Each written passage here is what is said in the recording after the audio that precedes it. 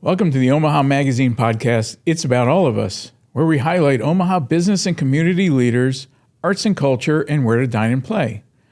I'm Gil Cohen, Executive Vice President of Sales and Marketing at Omaha Magazine. Crime rates in Omaha have significantly dropped over the last decade. All of this has to do with community and law enforcement relationships. In this episode, Omaha Police Chief Todd Schmaderer joins us to talk about how the police department has reduced crime in the city and ways the community can get involved in keeping Omaha safe. Cool. So welcome back to the Omaha Magazine podcast. It's about all of us. We're honored to have Police Chief Schmaderer, Todd Schmaderer, here with us this afternoon, morning, evening, whenever you're going to watch. Hey, welcome to the podcast. Gil, thanks for having me on. I look forward to this all day. Yeah, no, thanks. Me too. Just a couple quick questions to get us started. You've been on the force going on 28, 29 years, correct? Coming up on my 29th year. I've been chief just over 12 years by now. Yeah. So it would have been like 2012 you were named chief? August of 2012, I was appointed as chief. And time has flown by. I can't believe it's been 12 years already. Yeah, no, I bet it probably does. And what's gone on over the last 12 years, or maybe touch on some of your accomplishments over the last 12 years, So when I was first appointed as chief, there was a national police chief search. Mm-hmm. And I think there was about 70 candidates from all across the country that put in for it. And the terrain of Omaha at that time, what they were looking to resolve and to shore up was we had an epidemic number of shootings in the city at the time. I think we were upwards around 240 a year, something like that. So more than one every other day. And then police community relations was not anywhere where we needed it to be. Mm-hmm. And so Omaha had this little dark cloud over its community because of those two things. And so that was my charge. That was my mission when I was appointed as chief. Mm-hmm. And the third area was we had 7 chiefs within 5 years. Okay. And so it was my goal to provide some stability to the situation, to provide some staying power so that we can get through 3 or 4 strategic plans. Right. And I look back on these last 12 years, our shootings are at our all-time low right now. Mm-hmm. So Omaha is really a model community right now. A lot of major cities are looking out to us. Come in Omaha and they're saying, hey, how can we replicate what you're doing? Right. Because we've just reduced the shootings that much. We may have less than 50 this year. Wow. So that kind of gives you a 12-year time frame of how much that's been reduced. Yeah, from 200 down. And the reason it's gone down predominantly is good police work, but coupled with strong police community relations. Mm-hmm. And then that was obviously a mission of mine. But I also knew if we had strong police community relations, that's the best way to lower crime. Right. And the statistic that I give is this. If you go to any major city and you want to see how their police community relations are, just real quickly look at what their clearance rates are for homicides. Okay. And look at it for the course of about 5 years. If they're high, you can pretty much assume that city's got pretty good police community relations because you need the community to help solve those crimes. Right. In Omaha, we've averaged over 84% for the last decade, had a 100% clearance rate last year. The national average for a city our size may be 48, 49%. What cities would you compare us to in that I compare us to equally sized population cities. You're talking your Minneapolises, your Kansas cities, any city that kind of St. Louis might be a little big, but it's still a comparable. St. Paul, Minnesota. Are you in contact with the law enforcement people in those cities to say, hey, this is what's working in Omaha, or this is what's potentially working in Minneapolis that we haven't tried yet? Or oh yeah, it's the Omaha Police Department. So we're part of the Major City Police Chiefs Association, which is the top 50 populated cities in the country. I think Omaha's maybe 38th. Mm-hmm. So there's not going to be a major city that I'm not going to know the chief on a first name basis. We meet quarterly and we talk. We talk about what's going on in Omaha. We talk about what's going on in Los Angeles. Talk about what's going on in Las Vegas. Yeah. And really what's great about it, Gil, is you see a lot of the similar problems in all the major cities. And there's unique ideas that we take from them, that they take from us. But probably the biggest advantage is something really big happens. Remember the Mandalay Bay shooting in Las Vegas? We knew instantly what was kind of going on there so that we could prepare Omaha in case we had a copycat. And so that's kind of the best information sharing that we have across the country is through the Major Cities Police Chiefs Association.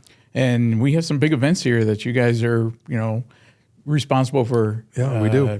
Dealing with, especially the College World Series or Berkshire Hathaway. Absolutely. And some of the other events that take place in Omaha. That's a big area to cover, plus the other 114 square miles of the city. So back when you took over, there were about 800 officers. There was. Where are you at today? There was about 804 officers when I was hired, and then the mayor and I looked at things and we saw the growth of the city and we saw what our staffing levels should be, and we added 100 officers. Okay. And got all the way up to 906 officers. Okay. And then 2020 occurred. Yeah. And policing and the profession took a major hit. And our applicant pools all across this country just dwindled after that. Wow. And they're just now starting to resurge, Gil. But we're down 100 some officers right now. Wow. So we need to put on some large classes back to back to get us up to speed again. And, I look back at 2010, we had nearly 2,000 applicants to the Omaha Police Department. In 2013, I think we had 1,800. And so we used to enjoy great hiring numbers. And I think the last application period, maybe we had 450. So that reduction is a concern. Yeah. Starting to see an upward trend nationally on it. Omaha tends to follow the national trends when it comes to those things. So I'm hopeful that we can get our staffing back up to that 906 level. Because we need to. We need to keep the crime low. Crime's really low right now in the city of Omaha. Yeah. But we want to keep it there. Yeah. And it's much easier to do if you're fully staffed. Absolutely. But you still have significantly more officers than you had when you first took over the department. So that probably helps a little bit at least to keep that low. It does. And we've perfected our game and we've made efficiencies throughout the years. And so we really are maximizing our staff to a high degree right now. And I would say maybe 12 years ago, we weren't maximizing it. So we're getting by. The city of Omaha is safe. The citizens should feel safe. But like I said, if we want to maintain that, I can't just burn my people out forever. No, and you can't have a officer in every corner anymore either. You can't. Right? So we need to get that staffing back up, apply them where they need to be, and we can take crime to the next level lower. Where do you find most of your recruiters? Would they be coming in from out of state, or is it something where they can apply after college or during college or high school? Yeah. Or? We do advertise out of state because we like lateral transfers. We like veteran police officers that want to come join the Omaha Police Department. We still receive most of our complaints from a great feeder program, which is University of Nebraska at Omaha. Okay. They've got an incredible criminal justice program, and that's been a feeder for the Omaha Police Department for a long, long time. And what's nice to know about that is they've got their highest enrollment numbers going on right now. Yeah, that's what so the chancellor was on a couple episodes ago, and she mentioned that their enrollment is extremely high, and she's very proud of that. So and so I like that. I benefit from that, and we also hit the military bases, and we get a lot of recruits that way as well. So 3 ways: lateral transfers, veteran officers, the college graduates, and the military. Yeah. You would hope, and I've brought this up on a couple of different podcasts about Forbes mentioning Omaha is the #1 city to move to, and so you would think as that continues to filter out there that people look and say, hey, maybe I ought to check Omaha out. And it's interesting on that because I go back 10 years, 12 years, and I'm the chief of police. I'm not in the know so much as to what businesses are coming here, but I'm an insider with the city government. And I could tell you there's so much more interest in Omaha now than there was then. And there's so many reasons for that, but I got to think reduction of crime is helpful. Oh, I would think. I mean, businesses. Safety is #1 concern, especially for families. They want to know that the city they're going to move to, the jobs are good, the pay is good, easy to get around, and they feel safe. That's gotta be and so if that's a main criteria, I mean, we're happy to help with the police department because I do see it. I do see the interest in Omaha being far greater than it was 10, 12 years ago. Interesting. Let's move on to another topic that you and I had talked earlier about discussing is the Citizens Academy. Yeah. Why don't you tell our viewers a little bit more about what that is and how it works and how they can get involved? So we have a Citizens Academy here in the Omaha Police Department. It's about 8 weeks long, and that's where citizens can come and they can learn about the Omaha Police Department. And we like it because it really gives you an inside view as to what actually takes place within a police department. Mm-hmm. And we all have our own lives and our own jobs, and we're not expecting you to know ours inside and out when you have your own career. That's what you should know. Yeah. But that exposure to it is just good for the voting population, good for governance, just so everybody knows kind of how it actually works. Mm-hmm. But also we use it as a recruiting tool as well. Okay. You get some citizens come in, they're interested in this job. They see the behind the scenes. They see all the intricacies. Mm-hmm. Omaha Police is going to have everything that you can think of for a modern police department. We're going to have a helicopter unit, canines, top of the line homicide unit, SWAT teams, things like that. When you come in and see that, it might pique your interest to apply for a job here. Mm-hmm.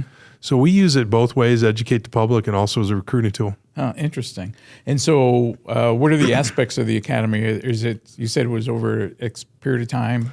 It's over the course of 8 weeks. It might be 10 weeks. And you meet once a week. Okay.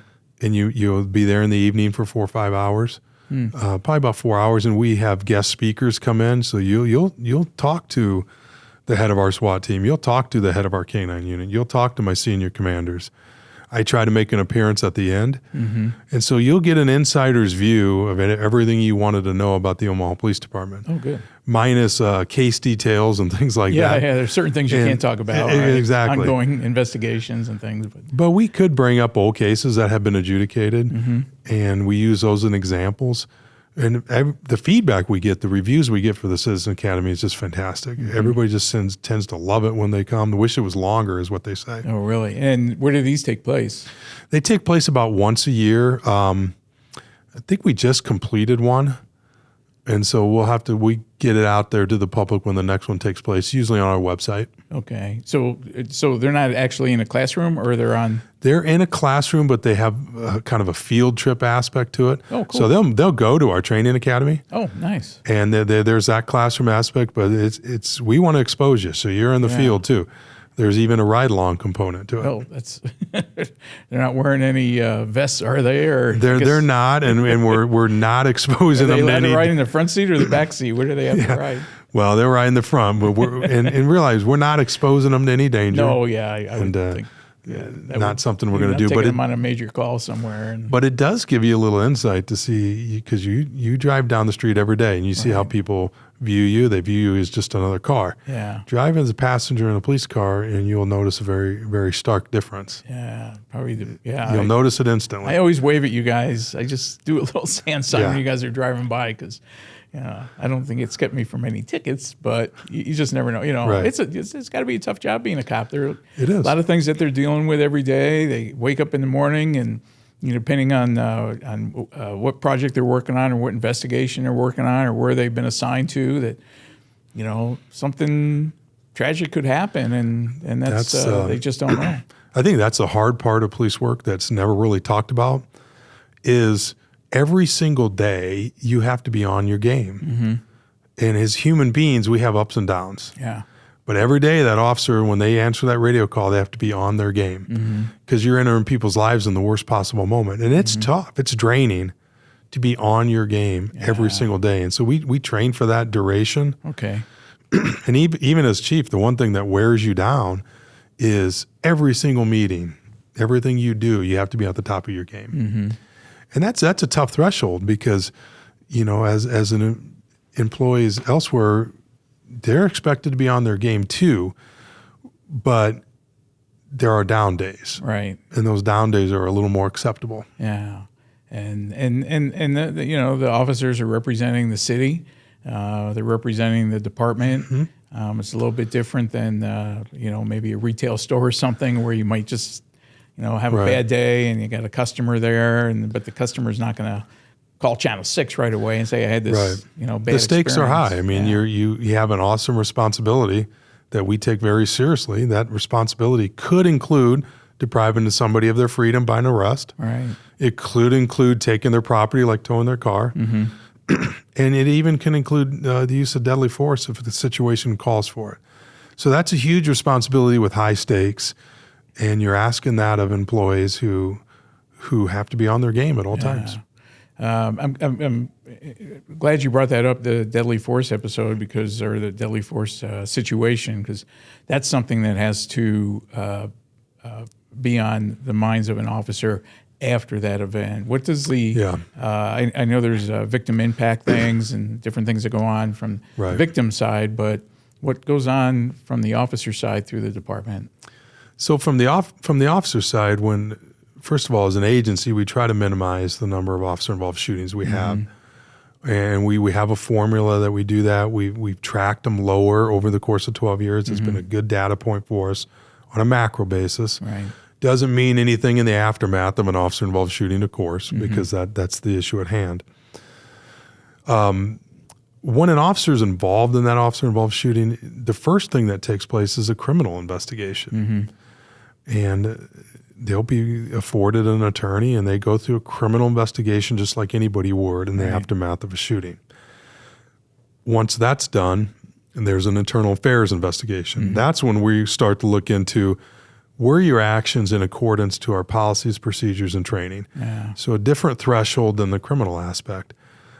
Once those two aspects are done, we do ensure before we bring any officer back that they see a psychologist, that they go through any mental health training that they might need, because there's trauma associated with this.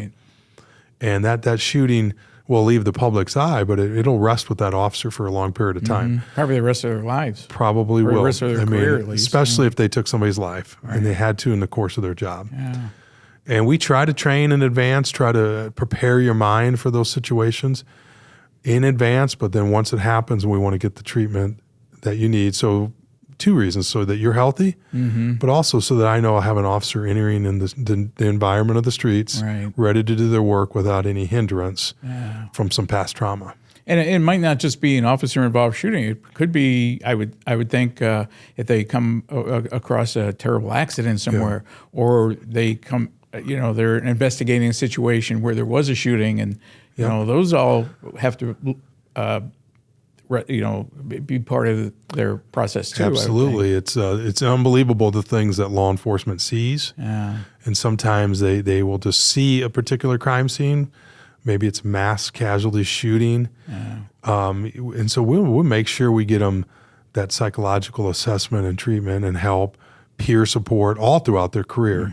I worry about the high-profile units like the homicide unit. I worry about a child victim assault unit where they see just kids being abused constantly. You want to make sure that they're prepared mentally to keep doing that job. And so it's an ongoing thing within an employment of the City of Omaha Police Department. Interesting that, but I guess you have to offer those services because that's part of doing the job, and you just can't let those officers go out there without any support from that side. It's all about taking care of your employees. When your employees are taken care of on their physical, mental, extrinsic value needs, salary and things, you're going to have a much better product for the public. Gotcha. And that's just one of the silos. Yeah. So you mentioned the strategic plan at the beginning here. Where are you at with the strategic plan, or is it time to reevaluate everything and say, hey, what are we going to be doing for the next 5 years or 10 years? Or Yeah, so our strategic plans are 3 years, so this will be our fourth one. Okay. And what we're looking on for this fourth one is we always look at our crime numbers, see where we can take those lower. Just so happy with that progress over 12 years. Omaha's just a different city now than it was then. Do you think there's a specific reason why crime is down?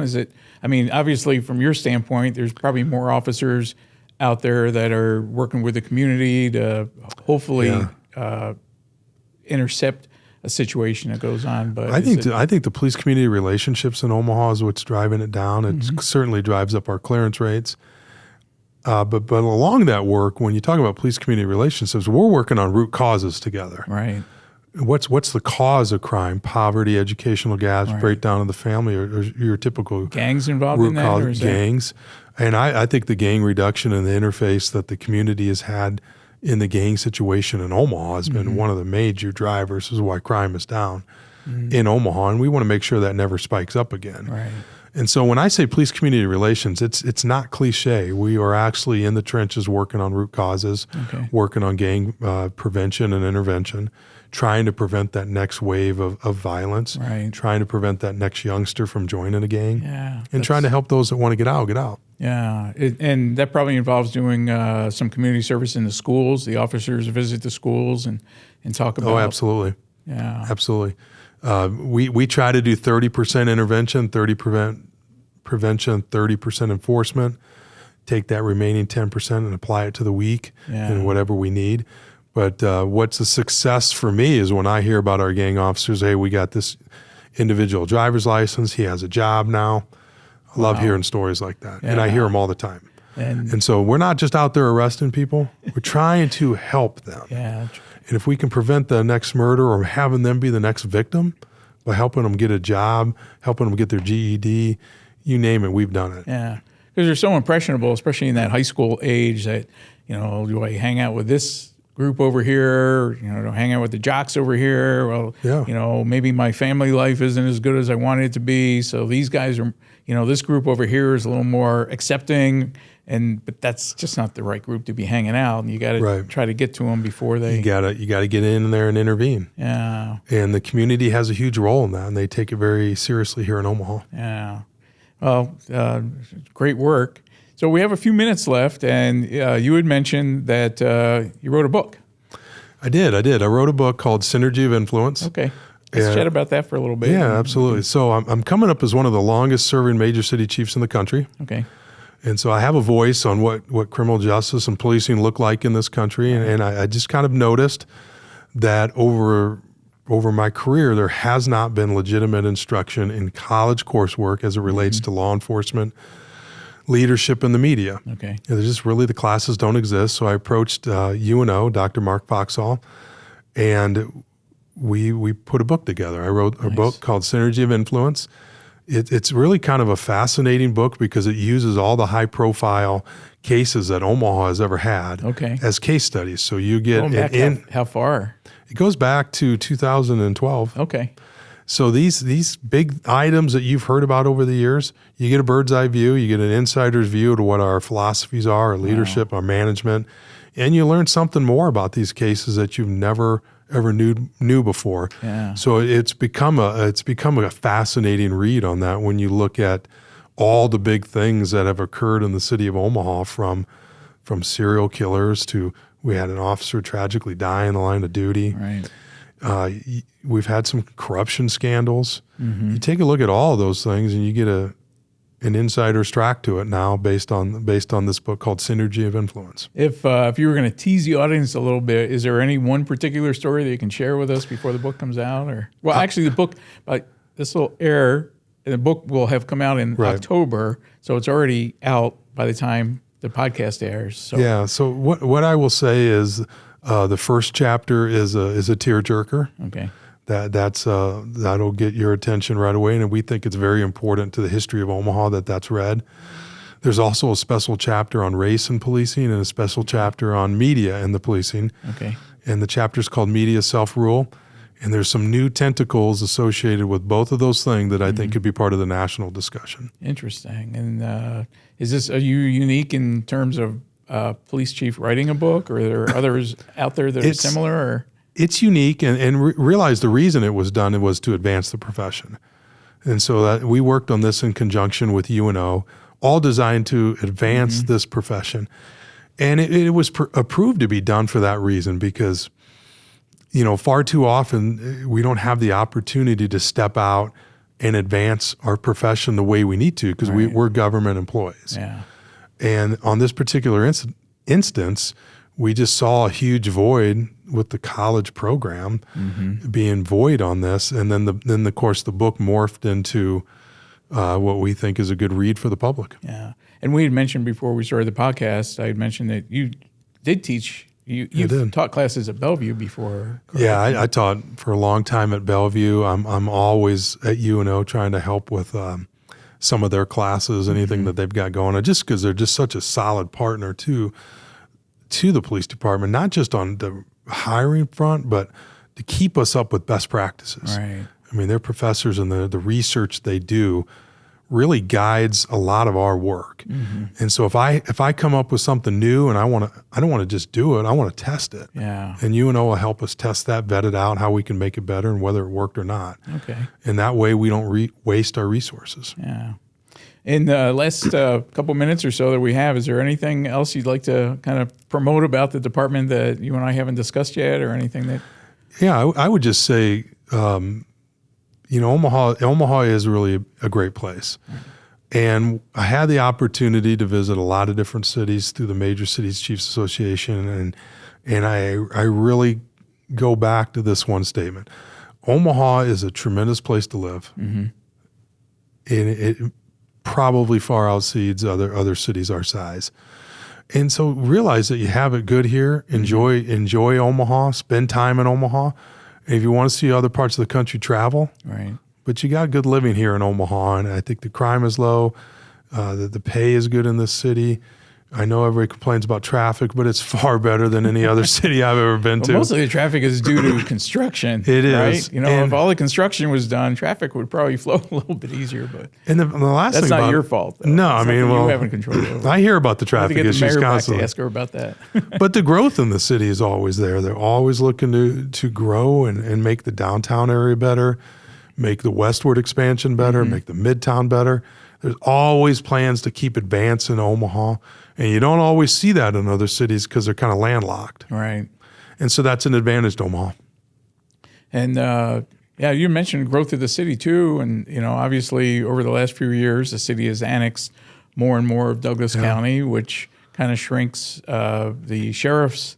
Does. But you guys are working together, though. Yeah. I work with the sheriff. We probably speak weekly. Yeah.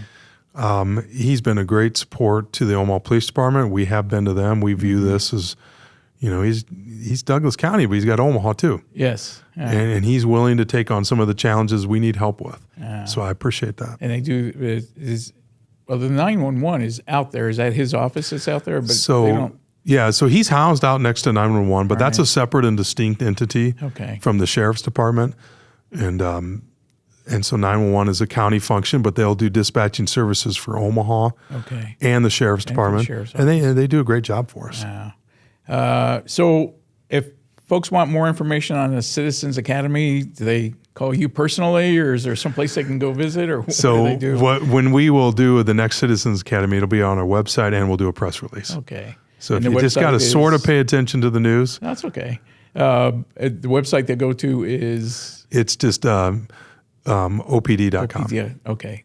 So if you want some information on the Citizens Academy, it sounds like it's really cool, an opportunity to interact with police officers on a whole different basis, learn more about what the department does and how it affects our city, and www.opd.com. And you can get some more information. Todd, Chief, pleasure having you on this today on the podcast, and wish you the best of luck in your continued career, and hope you're around another 12 years at least. So, well, thank you, Gil. I appreciated this discussion today. Yeah, thanks. Thanks for joining us today. Check out the show notes for more information on the Omaha Police Department and Chief Schmaderer's new book. And don't forget to hit like and subscribe so you'll never miss an episode.